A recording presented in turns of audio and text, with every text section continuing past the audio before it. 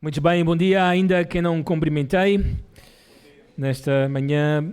Voltamos juntos até Mateus capítulo 3. Nesta manhã vamos até Mateus capítulo 3 e vamos ler a partir do versículo 7 até o versículo 9.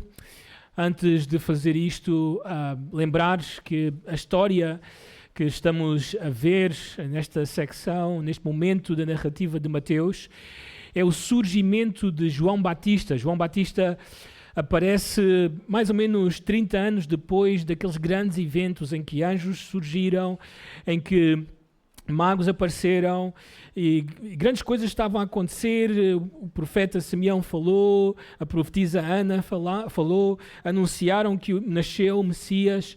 No entanto, vimos distintas reações, já analisámos e hoje vamos relembrar algumas delas. E então João está agora, 400 anos depois, como um profeta, a anunciar a mensagem do arrependimento. E é necessário o arrependimento para poder entrar, lembram-se, ou porque se aproxima o reino de Deus. Reino de Deus, que é esse grande tema do Evangelho de Mateus. E nesta manhã seguimos essa história e a mensagem desta manhã vem através de vamos chamar assim, contraste. Muitas coisas estavam a acontecer incríveis. Toda a Judeia, Jerusalém, circunvizinhança iam até João para serem batizados, confessando o pecado deles. E agora o texto começa com um porém. E obviamente vai marcar um contraste, alguma coisa distinta está prestes a acontecer. Vamos ler juntos, diz assim o versículo 7 até o versículo 9 nesta manhã. Vendo ele, porém, que muitos fariseus e saduceus vinham ao batismo, disse-lhes: raça de víboras, quem vos induziu a fugir da ira vindoura? Produzi, pois, frutos dignos de arrependimento, e não comeceis a dizer entre vós mesmos: temos por pai Abraão, porque eu vos afirmo que destas pedras Deus pode suscitar filhos a Abraão. Vamos ler, melhor dito, vamos orar nesta manhã por esta mensagem, por este texto. Pai maravilhoso, chegamos a Ti para pedir-te, rogar-te novamente, porque queremos e como cantamos que a Tua palavra é inspirada por Ti, ela foi trazida por Ti para que nós possamos conhecer a Tua salvação, conhecer a Tua verdade. E, Senhor, precisamos da Tua ajuda, precisamos que abras o nosso coração, os nossos olhos, para que vejamos a verdade da Tua palavra, aquilo que Tu, Senhor, nesta manhã queres falar-nos. E queremos, como sempre, Senhor, ser transformados pela Tua palavra. E também é o nosso desejo que nesta manhã não só o Teu povo se despoje de alguma coisa necessária, mas também, Senhor, que aqueles que não têm Cristo, aqueles que ainda não têm a Tua salvação, que nesta manhã possam, Senhor, ver a Tua salvação, ver o Senhor Jesus, arrepender-se dos seus pecados e confessar que Cristo é Senhor e Salvador. Senhor, produz esta obra no nosso meio. Necessitamos da Tua ação, do Teu poder. Assim nós oramos, no nome do Senhor Jesus. Amém.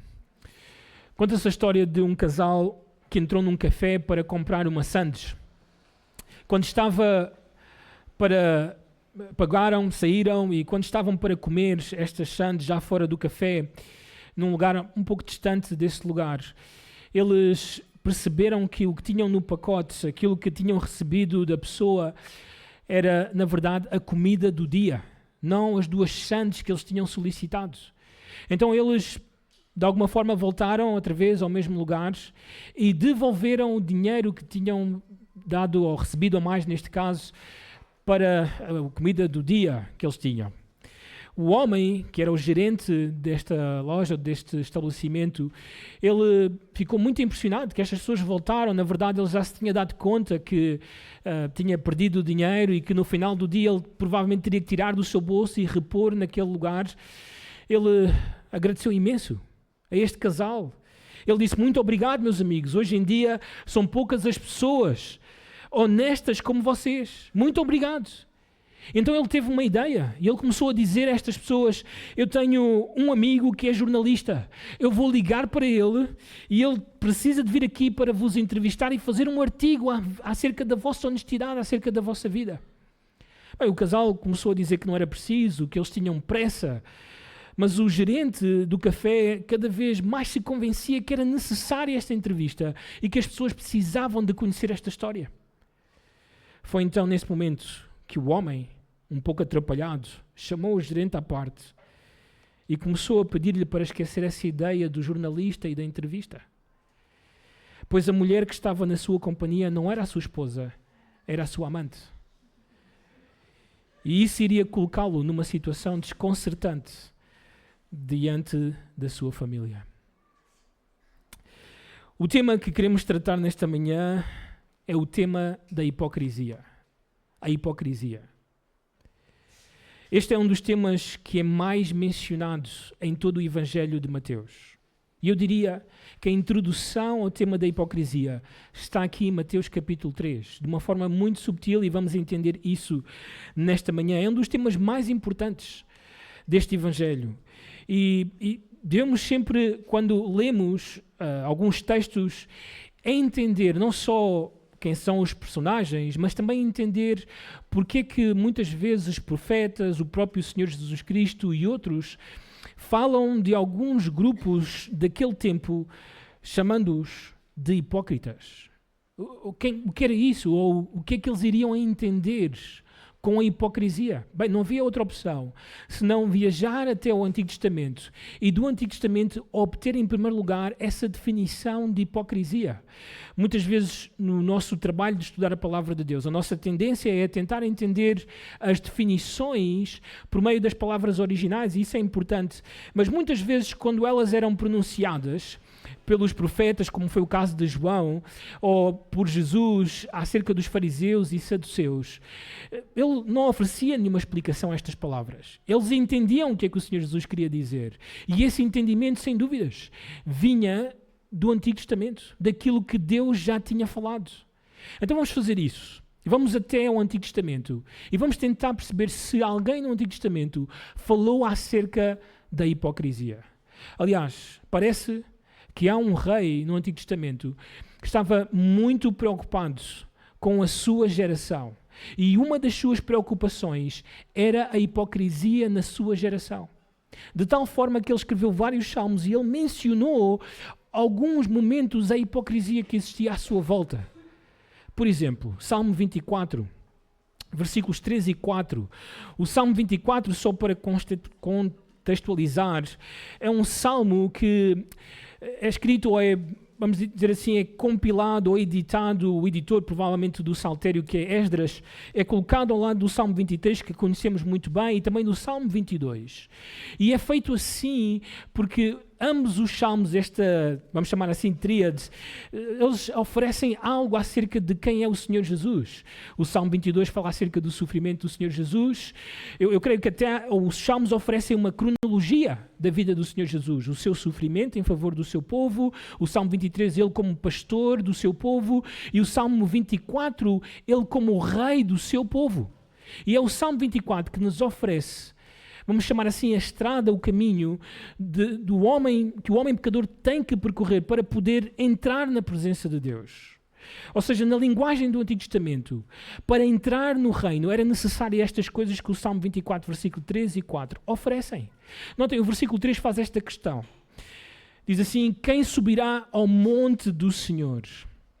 Quem há de permanecer no seu santo lugar? Estas perguntas, na verdade, elas estão feitas de alguma forma muito parecido com aquilo que é a mensagem dos autores do Novo Testamento. Como é que eu e tu podemos entrar no reino? Como é que eu e tu podemos ser cidadãos do reino? É a mesma pergunta. E a resposta então é dada. E notem, versículo 4.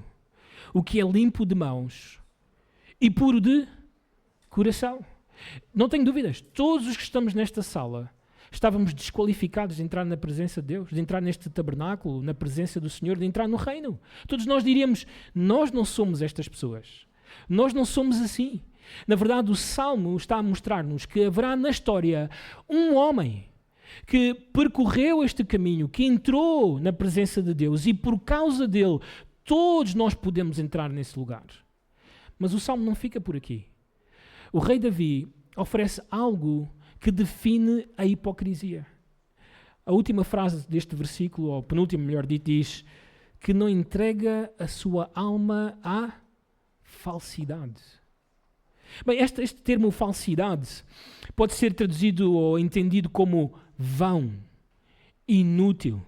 É a pessoa que entrega a sua alma, o seu espírito, a sua parte imaterial, ou vamos chamar assim, como o homem é unido a um ser complexo, ele entrega-se àquilo que é inútil, aquilo que é vão, aquilo que é vaidade. Em outras palavras, aquilo que não é real, que é mentira. Assim é o homem. Não somente isso, o Salmo 26, versículo 4, oferece-nos mais um pouco a definição de hipocrisia.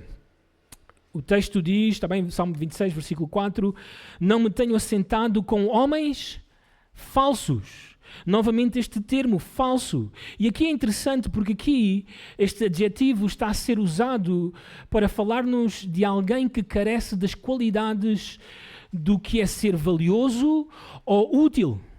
Assim, ou seja, há pessoas que andam no meio do povo a proclamar ou a aparentar que eles são valiosos e de que eles são úteis. Mas, na verdade, eles carecem das qualidades para serem valiosos e úteis. É o que diz ele. Estes são homens falsos. Mas não somente isso, o texto ainda continua e diz: e com dissimuladores não me associo. Este termo dissimuladores ou dissimular significa ocultar. Ou alguém que esconde ou atua de tal forma como para ocultar os verdadeiros sentimentos, os seus verdadeiros motivos ou motivações, ou até mesmo comportamentos que ele sabe ou ela sabe que são diante das pessoas de Deus inaceitáveis. Ele esconde estas coisas. O seu pecado é privado, ele esconde, ele faz camuflagem para que as pessoas não percebam a realidade da sua situação. Bem, o rei Davi é quem escreve todos estes salmos. O Salmo 32, versículo 2, ele ainda diz o seguinte, notem: bem-aventurado o homem a quem o Senhor não atribui iniquidade. Quem é esse homem? Há alguém aqui? Bem, eu e tu sabemos quem é esse homem. Esse homem é o Senhor Jesus Cristo. Todos nós temos iniquidade. E bem, o texto continua: e em cujo espírito não há o quê? Dolo. Esta palavra dolo é uma palavra antiga para a palavra engano. É uma pessoa que dentro de si mesma decidiu enganar. Aparentar algo aos outros que não é verdadeiramente.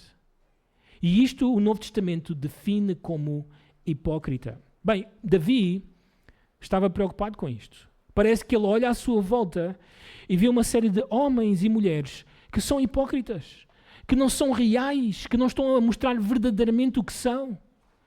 Então ele, com esta preocupação, nos últimos dias da sua vida, ele sabe que ele precisa de passar o reino ao seu filho.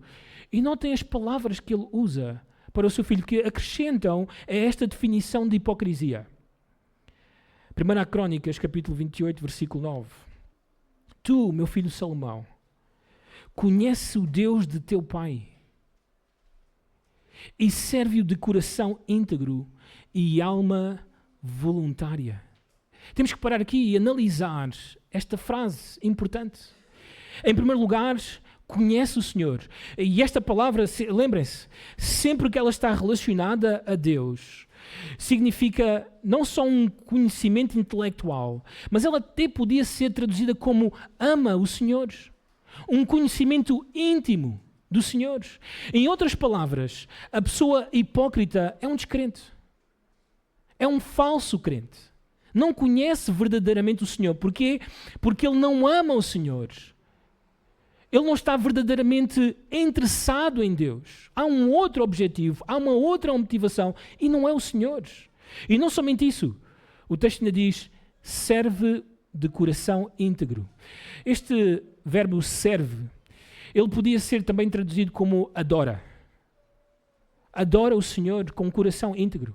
E este coração íntegro é interessante porque ele fala de ser completo. inteiro, totalmente. Em outras palavras, adora a Deus totalmente, verdadeiramente, completamente.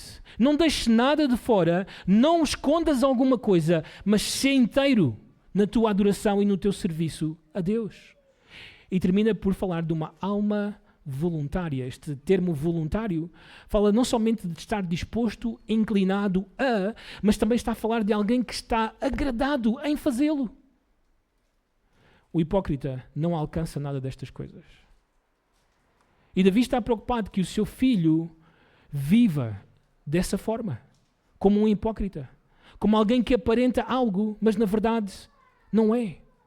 Não conhece o Senhor verdadeiramente, não o serve completamente, ele serve a duas coisas, é um coxo na fé, ou então é alguém que simplesmente tem uma outra motivação, que não é agradar a Deus.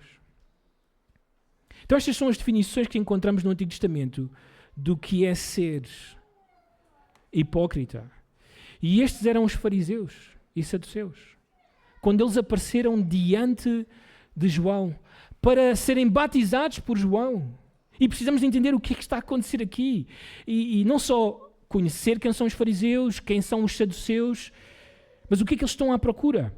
Antes de o fazermos, relembro a todos que qualquer pecado que eu e tu cometemos, ele sempre tem a sua origem no coração.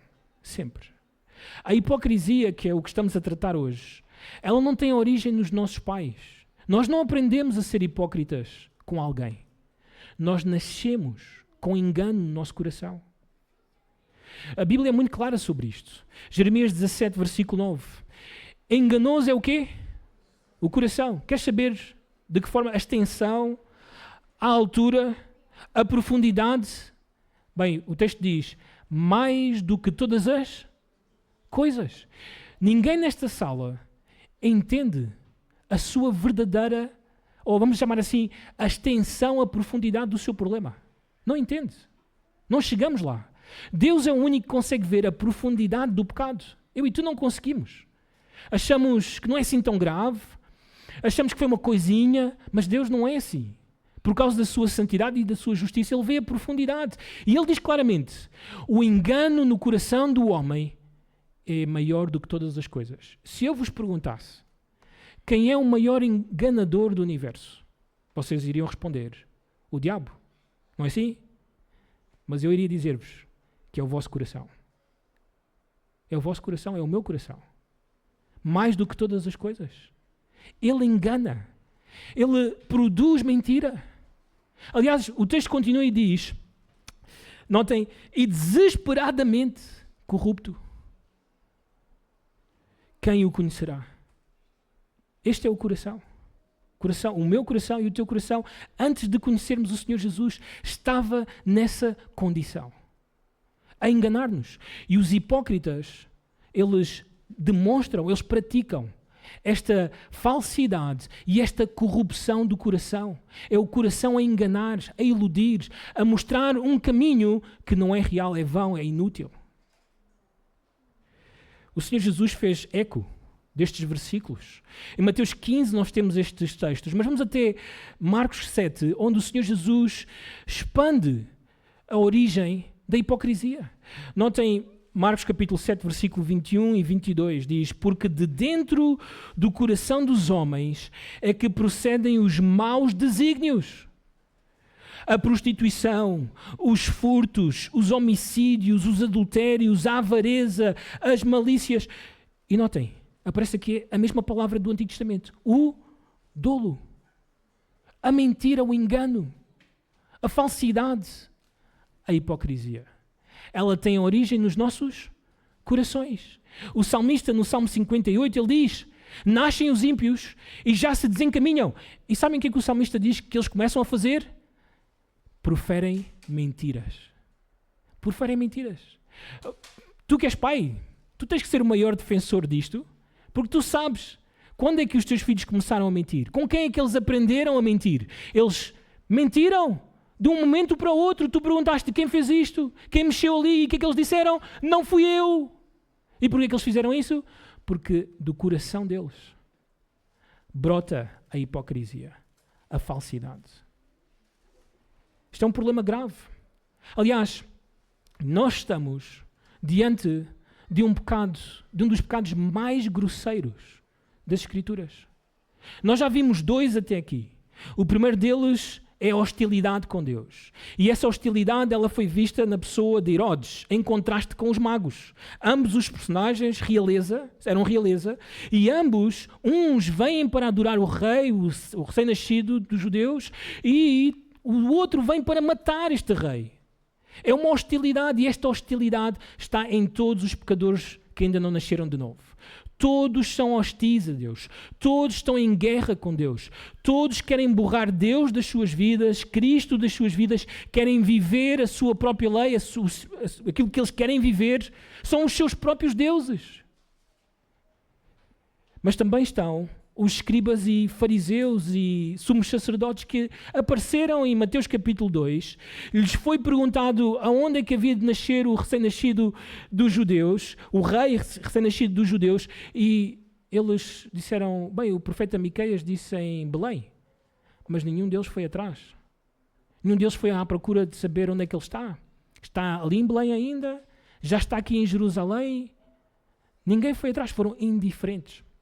Então, tanto a hostilidade como a indiferença ou a apatia para com Deus e o seu Messias, ambos são pecados grosseiros e a Bíblia é clara. E eu volto a lembrar a todos, quem está em guerra com Deus e quem é indiferente com Deus não pode entrar no reino dos céus. Isto tem que ser claro. Nem todos vão ser salvos. Nesta sala, tristemente, não é o que desejo, oro para que seja o contrário. Haverá pessoas que não entrarão no reino dos céus porque são indiferentes a Deus e ao seu Messias. E estão em guerra com Deus e o seu Messias. Mas há também nesta sala, como havia há 2000 anos atrás, hipócritas. Sabem, em 30 anos de ser cristão, eu vi exatamente isso. Pessoas que fingiram. Pessoas que dissimularam. Pessoas que enganaram. Pessoas que serviram a Deus com motivações pecaminosas, que não amavam o Senhor verdadeiramente. E por isso hoje já não estão com Cristo, já não andam com Cristo, estão longe, não querem saber mais de Deus. E outros até ainda continuam a professar ser cristãos, mas a sua vida mostra claramente, eles são hipócritas. Eu acredito que este é um dos pecados mais graves do cristianismo. Da nossa era, pessoas que aparentam uma coisa que verdadeiramente não são. Tal como a hostilidade não leva ninguém ao reino dos céus e a indiferença também não leva ninguém ao reino dos céus, nesta manhã precisas de entender, a hipocrisia não te deixa entrar no reino dos céus. Se tu estás a fingir fé, se estás a fingir ser um filho de Deus, estás perdido. E João Batista está a dizer à sua geração, vocês não podem escapar da ira vindoura se vocês continuam a ser hipócritas. Então é preciso resolver, e aquilo que queremos fazer esta manhã é resolver esse problema da hipocrisia.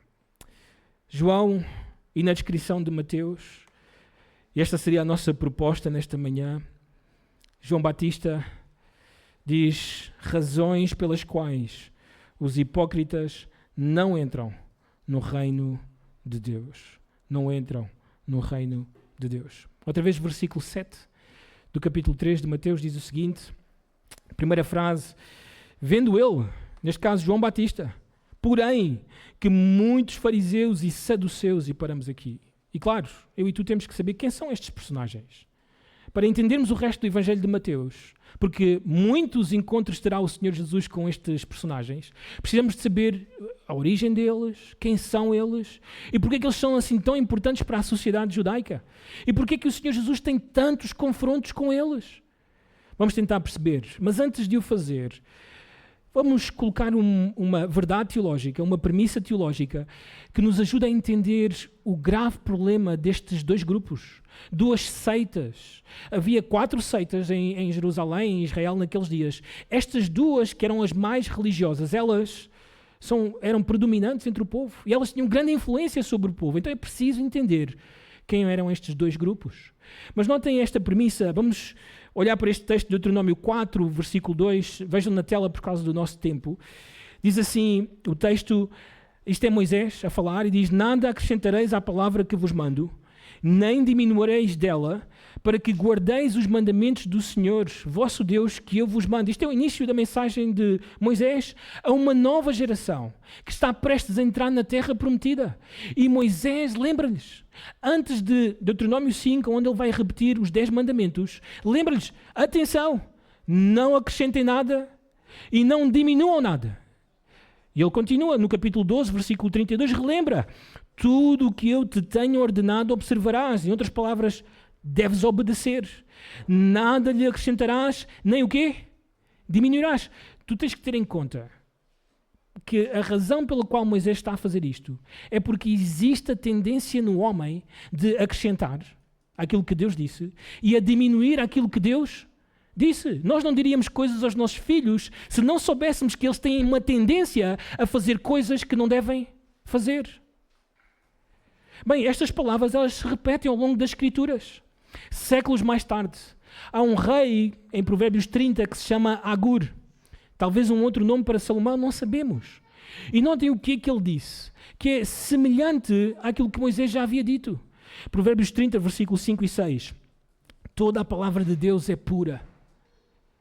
Ele é escudo para os que nele confiam. Que versículo precioso. É um dos versículos para colocar num quadro lá em casa, ou memorizar. Mas notem o versículo 6. Nada acrescentes às suas palavras, para que não te repreenda e sejas achado o quê? Mentiroso. Sabem que a tradução podia ser mesmo hipócrita. Hipócrita, falso. Bem, quando entramos na era da igreja, Deus começa a falar. Já vimos com João Batista, é o primeiro profeta que começa a falar depois de 400 anos de silêncio. Jesus, os seus discípulos, que se tornam apóstolos e que escrevem as Escrituras.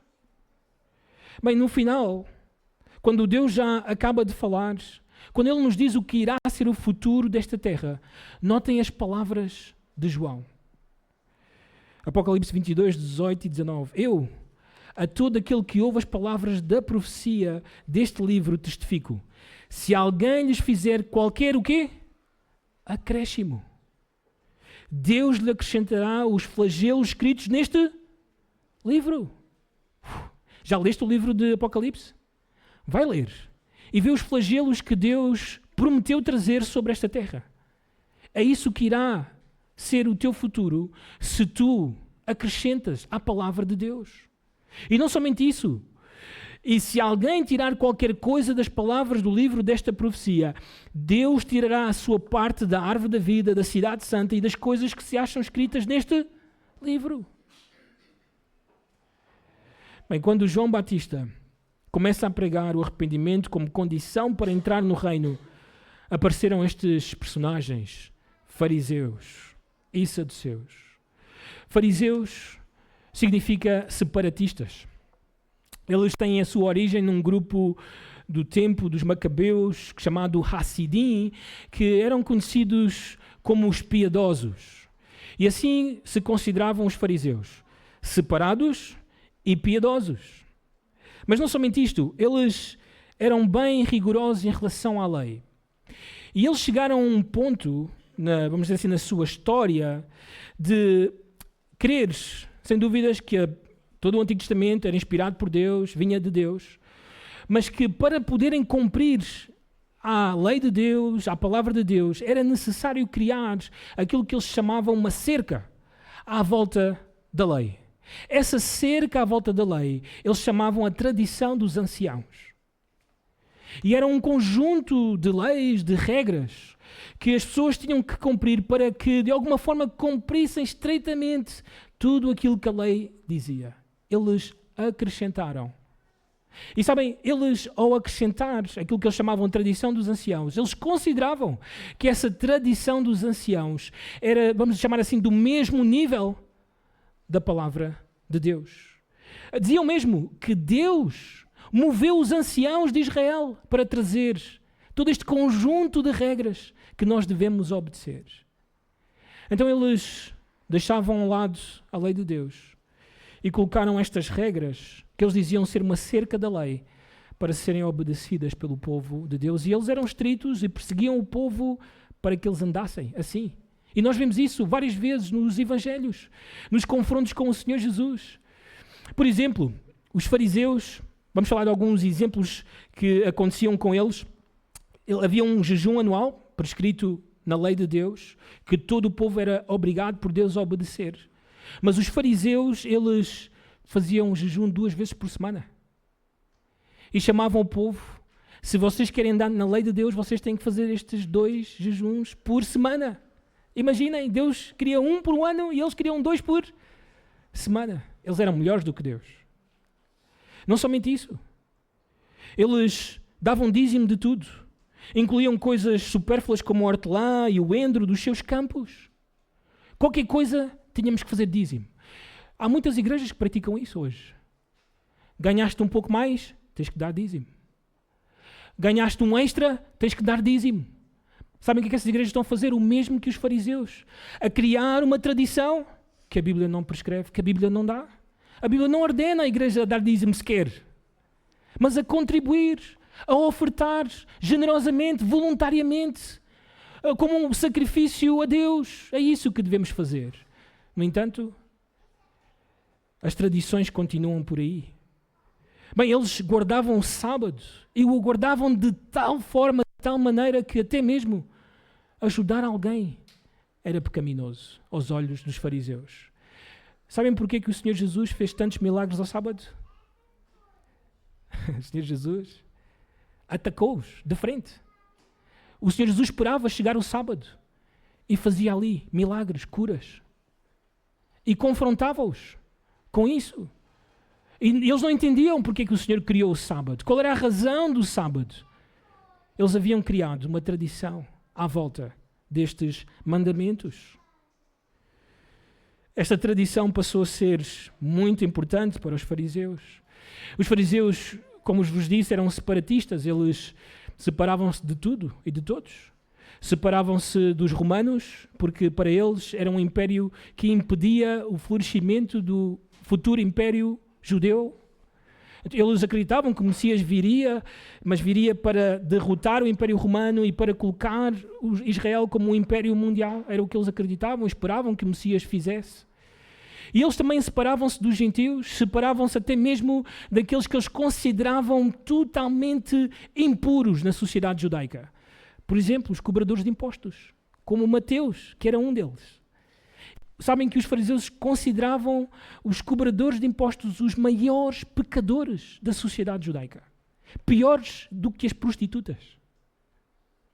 Além disso, eles separavam, ou melhor dito, quando eles iam ao mercado, ou iam a reuniões públicas, ou iam a qualquer lugar, rapidamente quando saíam, eles procuravam lavar-se, purificar-se, porque talvez tinham tocado alguém impuro, alguma coisa contaminada e estavam impuros.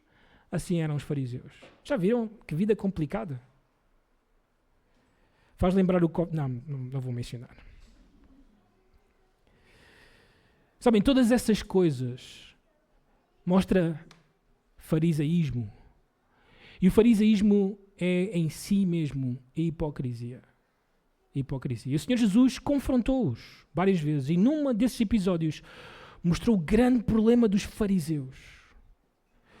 Notem Mateus 15, a partir do versículo 3 para a frente.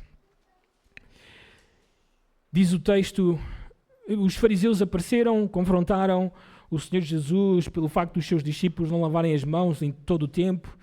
E o Senhor Jesus disse o seguinte, ele porém lhes respondeu, porque transgredis vós também o mandamento de Deus, por causa da vossa tradição.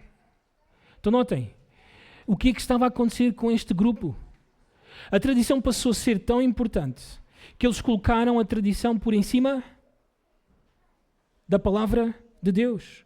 Provavelmente eles diriam a toda a gente que os questionasse, não, a palavra de Deus é muito importante, a tradição também, mas a palavra de Deus está em cima. Mas na realidade, na prática, essa tradição estava por em cima. Não sei se sabiam, mas os fariseus acreditavam que só eles tinham a interpretação correta das Escrituras. Eles eram os professores da lei, e se eu e tu queríamos saber alguma coisa da lei, tínhamos que ir a eles, porque só eles é que conseguiam interpretar as Escrituras. Parece muito com um grande grupo que anda no nosso mundo que se chama católicos romanos. São assim. Eles acreditam que somente a Igreja Católica Romana, o magistério da Igreja Católica Romana é que tem a verdadeira interpretação das Escrituras. E essa interpretação formou-se numa tradição que para eles está acima das Escrituras. Eles não acreditam na sola Escritura. Eles acreditam na sola Igreja. É isto que eles acreditam. E este é um problema que tem a sua raiz nos fariseus. Bem, o Senhor continua, versículo 4, e dá um exemplo, porque Deus ordenou, honra a teu pai e a tua mãe, e quem maldisser a seu pai ou a sua mãe seja punido de morte. Não só dá um mandamento, este é um mandamento dos 10 mandamentos, mas também diz que quem não o fizer, o que merece é a morte. Bem, e o texto diz, versículo 5, mas vós dizeis, se alguém disser a seu pai ou a sua mãe, é oferta ao Senhor aquilo que poderias aproveitar de mim, esse jamais honrará a seu pai ou a sua mãe. Temos que entender o que é que está a acontecer aqui. A lei prescrevia que os filhos em Israel deviam cuidar dos seus pais. Sabem que esta lei tem uma continuidade no Novo Testamento. A igreja é chamada a cuidar dos seus pais. Nós que temos pais idosos, nós temos que olhar por eles. 1 Timóteo 5 fala de uma forma muito específica deste cuidado que nós devemos ter com os nossos pais mais idosos.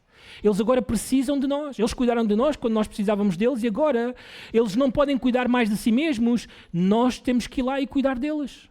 E, infelizmente, fazemos o que acontece muito, que é entregamos os nossos pais para o Estado cuidar. Mas nas Escrituras somos nós, a família. Nós temos que cuidar dos nossos pais. Temos que o fazer. E era assim em Israel, na antiguidade, eles tinham que o fazer. Então eles tinham que separar um dinheiro para isto. Construir uma casa onde os pais podiam ficar e serem cuidados de forma próxima a eles. Mas sabem o que é que eles faziam? Pegavam no dinheiro e davam a quem?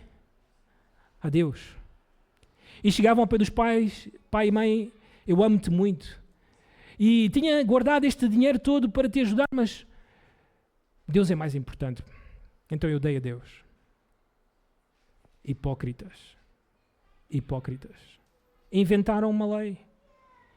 Inventaram um princípio que Deus não deu. Porque a vontade de Deus é que esse dinheiro fosse para os seus pais. Faço este parênteses.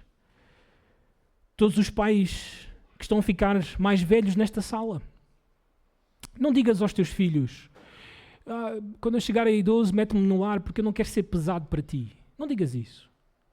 Porque nas Escrituras, a ordem de Deus é que os filhos cuidem dos seus pais. É isso que temos que fazer. Temos que trabalhar, orar ao Senhor para que Ele nos dê os meios para cuidar dos nossos pais. Não digas, não preciso disso, não quero ser um peso. Não, é vida cristã, é o que temos que fazer. Deve acontecer. E do outro lado, filhos, procurem isso. Não fujam disso. Para não caírem no mesmo problema que os fariseus. De criar uma tradição, algum tipo de princípio que Deus não quer. Para não fazermos aquilo que a palavra de Deus quer de nós, como filhos. E o texto continua, notem. E assim, invalidastes o quê? A palavra de Deus. Por causa da vossa tradição. Hipócritas. É isto que é um hipócrita. É alguém que invalida as Escrituras em favor das suas próprias ideias ou da sua própria doutrina de homens.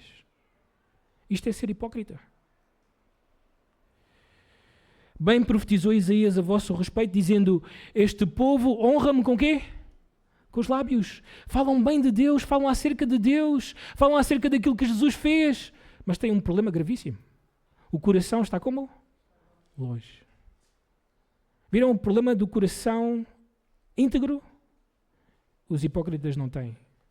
O coração está longe de Deus. Não o serve verdadeiramente. Totalmente. Em vão me adoram, ensinando doutrinas que são preceitos de homens. Estes são os fariseus, hipócritas. E sabem, os hipócritas têm um aliado na tradição. Para eles é muito conveniente a tradição. Porquê? Porque a tradição não requer convicção, nem requer sinceridade, nem pureza de coração. Não requer nada disto, não requer fé, não requer dependência em Deus, não requer confiança em Deus. Só apela à carne e torna o fariseu mais orgulhoso de si mesmo e da sua própria justiça. Ele acha que é justo, que é melhor do que todos. Estes são os fariseus, os hipócritas. Bem, um antigo rabino declarou, isto está num dos comentários do pastor John MacArthur, há 10 partes de hipocrisia no mundo, 9 estão em Jerusalém e 1 no outro lado qualquer. Bem, eu acredito que o mesmo se pode dizer da igreja hoje. Há muita hipocrisia na igreja. E Satanás tem como os seus maiores, ou o seu maior aliado, o hipócrita. Ele é um servo de Satanás. Este tipo de pessoas, eles disfarçam-se entre o povo de Deus. Mas eles não vão entrar no reino de Deus. Vai chegar o dia em que Jesus vai dizer: não vos conheço. Apartai-vos de mim, praticantes de iniquidade. Então é um pecado sério. Mas os fariseus estão neste extremo, nesta ponta. Os saduceus estão na outra ponta. E precisamos de entender também quem são estes fariseus. Ou melhor dito, estes saduceus, porque eles também estão totalmente perdidos e não podem entrar no reino dos céus. Bem, os saduceus nós podíamos chamá-los de ultraliberais, ou os liberais dos nossos dias. A origem deles é um pouco incerta. Alguns acreditam que eles têm a sua origem num sumo sacerdote chamado Zadok, que foi sumo sacerdote no final do reino de Davi, início do reino de Salomão. E esta seita, ela surgiu no período em que os fariseus também surgiram, entre os macabeus, mas de uma forma mais específica, entre o sacerdócio de Israel. Eles eram muito abertos, complacentes na área religiosa e também na área política. Eles eram amigos dos romanos. Eles colaboravam com os romanos. Desde que enchesse o bolso deles, estava jóia. Vamos seguir em frente. Não somente isso. Eles eram, vamos chamar assim, aquilo que nós chamamos hoje os liberais em relação à palavra de Deus. Eles diziam: a Bíblia não é a palavra de Deus, a Bíblia contém a palavra de Deus. Os liberais dizem isto hoje, os saduceus diziam exatamente o mesmo. Eles diziam que a Torá, que são os primeiros 5 livros da Bíblia, é o único livro inspirado por Deus. É o único que é realmente divino, que vem do Senhor. O resto é importante, mas não é inspirado por Deus. Então eles deitavam para um lado os livros históricos, poéticos e proféticos. Só a lei de Deus é que era importante para eles. E por causa disso eles rejeitavam tudo o que era sobrenatural. Eram racionalistas. Tudo tinha que ser explicado com a razão. A razão em si era a grande autoridade dos saduceus. Era o fundamento para entender as Escrituras. Se pode explicar, então tudo bem. Se não pode explicar, tem que haver uma razão por aí, para isto. E assim eram os saduceus, e os dois grupos realmente confrontavam-se por causa destas coisas. Mas os saduceus tinham este grave problema de não crer na palavra de Deus, na inteireza da palavra de Deus, em toda a palavra de Deus. E isto é gravíssimo. Há um encontro entre Jesus e os saduceus, registrado em Mateus 22. Podem abrir as vossas Bíblias e ver comigo, ou ler na tela, versículos 23 até 33. O Senhor Jesus encontra-se com os fariseus. E neste encontro, os fariseus trazem uma história que eles usavam muitas vezes nos debates com os fariseus para ganhar. Parece que até aquele dia os fariseus não tinham resposta para esta questão. E porque eles não acreditavam em coisas sobrenaturais, os saduceus neste caso, tanto anjos, ressurreição, podemos imaginar várias coisas que estão escritas na Bíblia. Eles não acreditavam que Jonas tinha sido engolido por um grande peixe. Tudo o que era sobrenatural para eles não é válido. Tem que haver uma outra resposta para isto. Então eles propuseram esta história ao Senhor Jesus, diz o versículo 23, naquele dia aproximaram-se dele alguns saduceus que dizem não haver ressurreição. E lhe perguntaram, mestre, Moisés disse, se alguém morrer, não tendo filhos, seu irmão casará com a viúva e suscitará descendência ao falecido. Ora, havia entre nós 7 irmãos. O primeiro, tendo casado, morreu e não tendo descendência, deixou a sua mulher a seu irmão, e o mesmo sucedeu com o segundo, com o terceiro, até o 7º. Depois de todos eles, morreu também a mulher. Portanto, na ressurreição, de qual dos 7 será ela a esposa? Porque todos a desposaram. Então esta era a história. E com esta história, quase sempre, os fariseus seriam derrotados. Não sabiam o que dizer. Mas notem o Senhor Jesus. A primeira resposta do Senhor Jesus, ela é brutal. Na língua portuguesa, infelizmente, não obtemos a força da palavra. No português aparece de uma forma simples, errais. Mas a palavra em si podia dar origem a uma frase. Podia ser traduzido como, vocês estão completamente enganados e não fazem ideia do que estão a falar. E foi exatamente isto que o Senhor Jesus disse-lhes, publicamente, diante de todos. São ignorantes. E o Senhor Jesus, para responder-lhes, usa o Antigo Testamento. Deixa-me só acrescentar esta palavra errar. Ela significa extraviar-se, vaguear sem rumo ou ser enganado. Na sua forma, no contexto em que o Senhor Jesus está a usar, ela significa sair pessoalmente do rumo, desviar-se da verdade e muitas vezes transmitia a ideia de alguém que não está a viver a realidade. Foi isto que o Senhor Jesus incluiu ou impôs sobre os saduceus. Vocês estão a viver noutra. Estão num Matrix. Não estão dentro da realidade, vocês. Então o Senhor Jesus começa a explicar algo que não sabíamos até aquele momento e a razão para isso. E sabem, o Senhor Jesus usa o Pentateuco, os primeiros 5 livros da Bíblia, que os saduceus tanto dizem ser inspirada por Deus. Aliás, faz este pequeno exame. Quando Adão e Eva são expulsos do jardim, quem é que fica a guardar o jardim? Querubins. Olha, são anjos.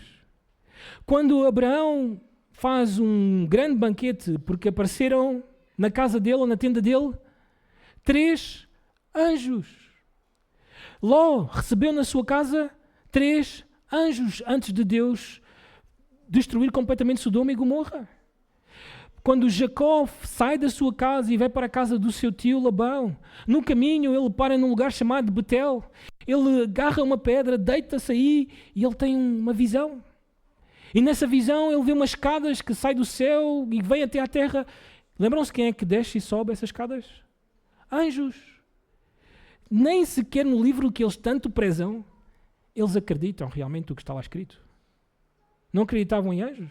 Não acreditavam na ressurreição. Aliás, o autor de Hebreus diz-nos que a razão pela qual, uma das razões, eu diria esta seria uma segunda razão pela qual Abraão estava disposto a sacrificar Isaque, quando Deus lhe disse, vai e sacrifica o teu único filho, diz-nos o autor de Hebreus que Abraão acreditava por causa da promessa de Deus, de lhe dar-lhe um descendente, que Deus ia ressuscitar a Isaque. E por isso ele estava tão convicto em fazer o que ele ia fazer, o que Deus queria dele. Então estes homens nem sequer acreditavam realmente no conteúdo do Antigo Testamento ou da Torá, dos primeiros 5 livros da Bíblia. No entanto, o Senhor Jesus confronta-os. E a primeira coisa que o Senhor Jesus diz é que eles erram porque eles não acreditam, não creem no poder de Deus. Que Deus é poderoso. Esse é o grande problema. Deus é poderoso para abrir um mar vermelho. Deus é poderoso porque Ele criou o universo, os céus e a terra. Deus é poderoso porque Ele alimentou o seu povo no deserto. Deus é poderoso porque fê-los entrar na terra prometida e conquistar muitos dos povos que estavam lá presentes, maiores e mais fortes, com maiores exércitos. Deus é sim poderoso. E eles não acreditavam no poder de Deus. Qual é a dificuldade de Deus? Fazer-nos habitar nas regiões celestiais como anjos, que não nos damos ao casamento. É isso que ele diz, o Senhor Jesus, porque nos céus, ali nessa realidade, nós seremos como os anjos, que não se dão em casamento. Não procriam os anjos. Quando Deus criou os anjos, Ele não criou um anjo e desse anjo procriou anjos. Não, Ele criou todos os anjos de uma vez só. E no céu essa será a nossa realidade. No céu não há procriação. Não haverá mais humanidade do que aquela que entrará no reino dos céus. São todos esses e ficarão todos esses para sempre. E seremos como os anjos. Não há casamento. Essa é uma realidade para os nossos dias, por isso, solteiros. E não somente isso. Também o Senhor Jesus diz que eles têm um problema, que é eles não creem na palavra de Deus. Naquilo que a palavra de Deus diz. Eles não acreditam que a Bíblia fala a verdade e por isso eram racionalistas, descrentes, liberais. Bem, os israelitas foram avisados por Moisés de que não podiam entrar na terra prometida e permanecer nela se eles diminuíam ou acrescentavam à palavra de Deus.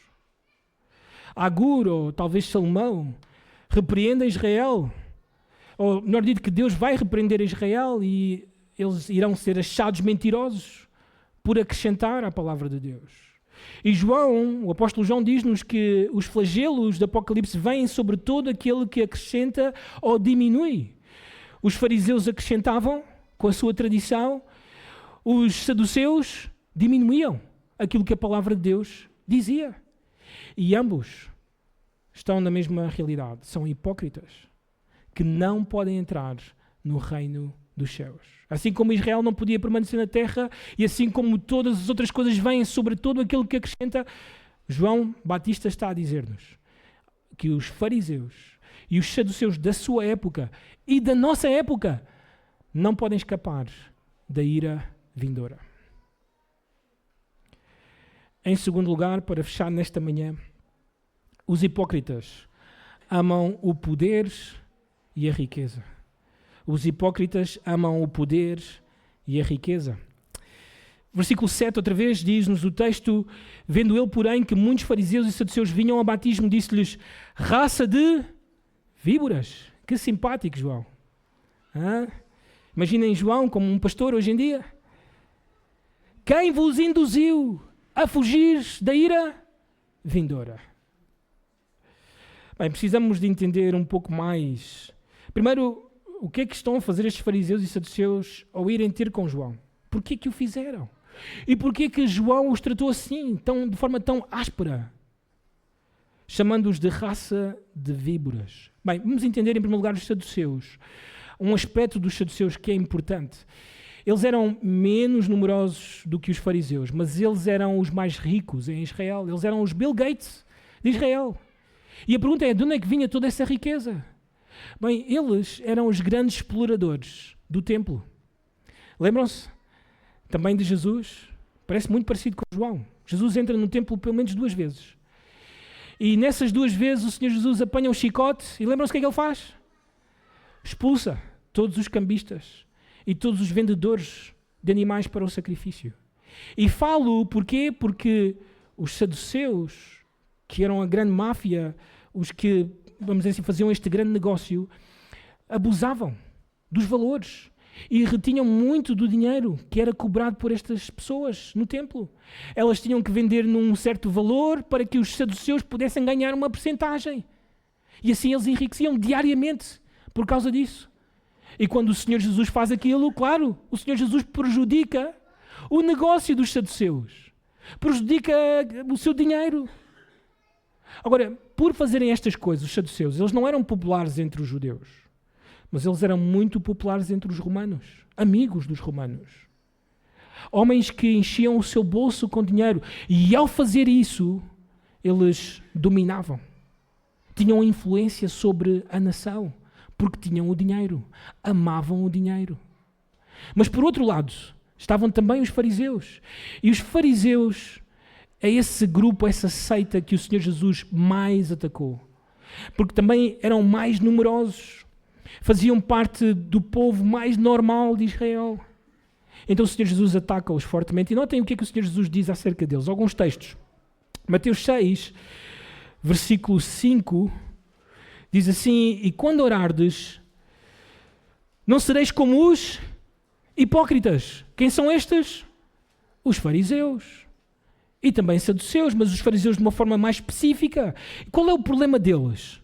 Porque gostam de orar em pé nas sinagogas e nos cantos das praças, para serem vistos dos homens. Porquê que os judeus ortodoxos fazem aquelas orações públicas? Está aqui a raiz. São hipócritas. Eles querem ser vistos pelos homens e em especial pelos ortodoxos, para serem tidos como justos, como os mais próximos de Deus, como os mais piedosos. Bem, o texto diz-nos, o Senhor Jesus em verdade vos digo que eles já receberam a recompensa. Versículo 16 do mesmo capítulo. Quando jejuardes, não vos mostreis constritados como os hipócritas, porque desfiguram o rosto com o fim de parecer aos homens que jejuam. Eles querem demonstrar que estão a fazer isso. Então andam tristes na rua. E as pessoas dizem, uau, que piedoso, está a jejuar. O Senhor Jesus diz, em verdade vos digo que eles já receberam a recompensa. No capítulo 23, o capítulo mais duro de todo o Evangelho de Mateus, eu diria até do Novo Testamento. Notem o que é que o Senhor Jesus diz aos fariseus. Praticam, porém, todas as suas obras com o fim de serem o quê? Vistos. Esta palavra podia ser traduzida como reconhecidos. Que as pessoas falem deles. Que as pessoas digam, uau, como o Mário é piedoso. Olha o que ele faz. Pois alargam os seus filactérios e alongam as suas franjas.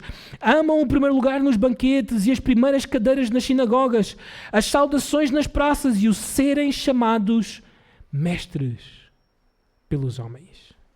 Este era o grande objetivo dos fariseus. Eles queriam influência, estatuto, poder, autoridade. E este foi o meio que eles encontraram. Mas agora há um problema. Há um maluco qualquer ali no Jordão, no deserto, nem sequer veio aqui a Jerusalém para nós colocarmos ao lado dele e dizer, força João, estamos contigo, ele pertence ao nosso grupo. Não, João foi para o deserto e toda a gente está a ir lá. Ficamos aqui sozinhos, não há ninguém para nos ouvir, não há ninguém para nós ensinarmos, não há ninguém para nós influenciarmos, estão todos a ir lá. Bem, temos que ir lá, temos que ir ver o que é que está a acontecer e temos que ir lá dizer, sim senhora, João está a fazer a mesma obra que nós, para manter aqui o poder e a influência e a autoridade sobre o povo. É este o grande objetivo dos fariseus e dos saduceus, aliás, porque vão os dois grupos juntos, que eles odiavam-se e debatiam o tempo todo uns com os outros, estavam em dois extremos, eles unem-se. E provavelmente isto é uma delegação do Sinédrio, essa autoridade religiosa sobre Israel. Eles vão ali para examinar o que está a acontecer, mas também para serem batizados por João. Sabem, os fariseus e os saduceus estavam dispostos a fingir uma confissão de pecados, a fingir que eles estavam a arrepender-se de alguma coisa, desde que isso lhes desse o estatuto e a importância e a influência sobre o povo de Israel. Eles amavam o mundo e as coisas que estão no mundo, a soberba da vida, a posição social. Eles amavam estas coisas. E infelizmente, na igreja, há muitas pessoas assim. Estes registros não estão só para dizer-nos o que estava acontecendo naquele tempo, mas para advertir-nos, a nós hoje, de que não podemos cair no mesmo erro, na mesma hipocrisia, na mesma falsidade. Há pessoas na igreja que estão porque amam as coisas do mundo, as suas motivações são egoístas. Eles querem ter influência, liderança, poderes. E se a igreja pode dar e se é preciso fazer algumas coisas que a igreja exige, eu vou fazer, contudo, para que eu possa ter popularidade e autoridade na igreja. Mas João, cheio do Espírito, ele percebe exatamente o que está a acontecer. E ele diz, vocês são raça de víboras. Jesus chamou por 2 vezes também os fariseus de raça de víboras. Literalmente essa palavra raça significa geração ou descendência. que não só marca algo que está a acontecer no contexto, que precisamos de entender acerca das víboras, que as pessoas entendiam naquele tempo, mas também algo teológico, que o Senhor Jesus irá marcar claramente nas suas controvérsias com os fariseus. Bem, em primeiro lugar, João está no deserto, e o deserto era o lugar das víboras. E estas víboras, de uma forma muito específica, a palavra que é usada para estas víboras, eram víboras que se camuflavam como se fossem galhos, como se fossem pequenos ramos. E muitas vezes no deserto, à noite, de uma forma muito específica, fazia frio e era preciso aquecer-se. E as pessoas iam à procura de galhos, ramos. E juntavam todos esses ramos para poder acender um fogo. E muitas vezes ao agarravam também em serpentes, que pensavam que eram galhos, e essas serpentes mordiam. Foi isto que aconteceu com Paulo, quando ele, depois do naufrágio, cai na ilha de Malta, vai à procura de galhos, e ao agarrar galhos, uma serpente mordeu-lhe o braço. E os nativos daquela ilha viram e disseram: este escapou da morte no mar, mas a morte não o deixa em paz. Vai morrer. E ficaram ali mesmo à espera, a olhar para ele, quando é que ele vai inchar, quando é que ele vai cair para o lado. E não aconteceu, não morreu. E ficaram espantados, e isso abriu a porta para que Paulo pregasse o evangelho para eles. Agora, João está a dizer que os fariseus são como essas víboras. Parecem inofensivos, parecem galhos que nós podemos usar, que parecem úteis e valiosos. Mas quando vamos agarrar, o que é que eles fazem? Mordem. E colocam um veneno. E esse veneno mata. As pessoas morriam. Assim são os fariseus e os saduceus. Com a doutrina deles, com o liberalismo deles, eles matam. O Senhor Jesus foi muito claro acerca deles. Notem o que é que o Senhor Jesus disse. Mateus 23:13. Ai de vós, escribas e fariseus, hipócritas, porque fechais o quê? O reino dos céus diante dos homens. Pois vós não entrais e não deixais entrar os que estão entrando. Que terrível. Este era o veneno deles. Não entram e não deixam outros entrar. Aliás, eu diria que isto é muito importante para todos os pais que estão aqui presentes e que têm crianças que estão a ouvir o Evangelho e que estão a tentar perceber como é que elas podem entrar no reino. Atenção! Que nós mesmos, com a nossa hipocrisia, não sejamos empecilhos a que os nossos filhos entrem no reino. Que eles vejam um coração íntegro, uma alma generosa, voluntária. Alguém que conhece realmente o Senhor e que não é um hipócrita. Isto é muito importante. É trágico isto dos fariseus. Tão trágico que o Senhor, quando lhes chamou geração ou descendência de víboras, o Senhor remeteu-os até à serpente antiga, à primeira serpente, ao diabo. O Senhor Jesus foi muito claro com os fariseus. O vosso pai não é Abraão. O vosso pai é o diabo. Porque vocês procuram fazer as obras do diabo. Estas foram as palavras do Senhor Jesus aos fariseus, aos hipócritas.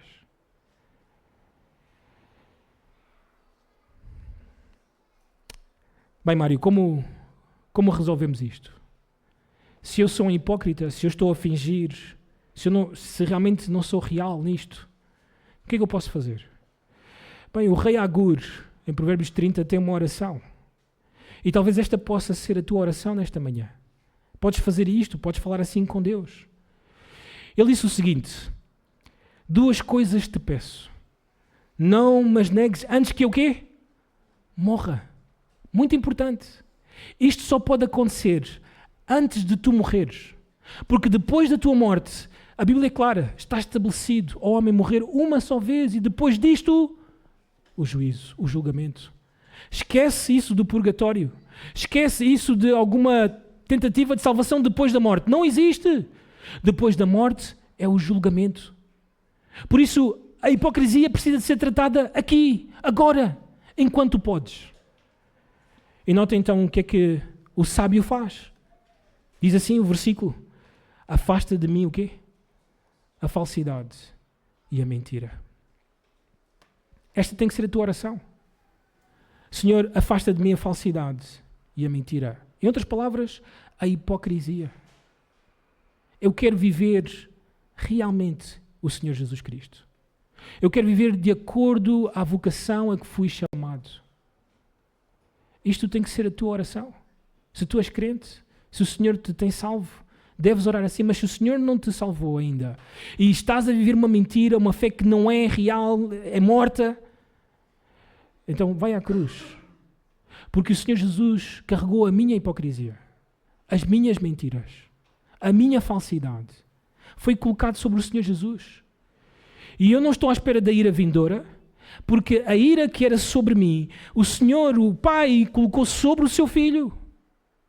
Ele pagou pela minha hipocrisia e pela minha mentira, por todas essas coisas que também tu podes ter. O perdão, a salvação, o escape. A única forma de fugir da ira é ir à cruz do Calvário. Então vai à cruz. Pede ao Senhor Jesus, salva-me da minha hipocrisia, da minha mentira, da minha falsidade e ajuda-me a viver como um verdadeiro cristão. Que esta possa ser a tua oração. Examina-te para ver se estás realmente na fé. Oramos. Senhor amados, nós te agradecemos nesta manhã pela tua verdade, uma verdade difícil de ouvir, porque todos nós, Senhor, muitas vezes caímos na mentira, na hipocrisia, e por isso a nossa primeira oração é a oração do teu sábio, é que nós possamos viver na verdade, a verdade que nos salvou, a verdade que te honra e a verdade que nos santifica. Senhor, que toda a tua igreja, a tua verdadeira igreja, nesta manhã, se necessita arrepender-se de viver na hipocrisia, que o faça nesta manhã. Que fale contigo, que confesse as suas mentiras, a sua falsidade, para que alcance o perdão de Deus e a ajuda que tu, Senhor, ofereces. Mas, Senhor, eu também oro por aqueles que têm fingido ser crentes. E isto, Senhor, acontece em todas as igrejas. Tu conheces, tu esquadrinhas os corações. Tu sabes quem realmente é teu e quem não é teu nesta manhã. E há pessoas que fingem ser crentes. Há pessoas que fingem conhecer-te. E isso é trágico, Senhor. Eles estão a caminho da ira vindoura. E nós te rogamos a tua misericórdia para abrir os olhos, para quebrantar o coração e produzir o arrependimento necessário. Senhores, que nesta manhã alguém aqui no nosso meio se arrependa e creia no Senhor Jesus para ser um verdadeiro cristão, para ser um homem e uma mulher de verdade. Assim nós oramos, no nome do Senhor Jesus. Amém.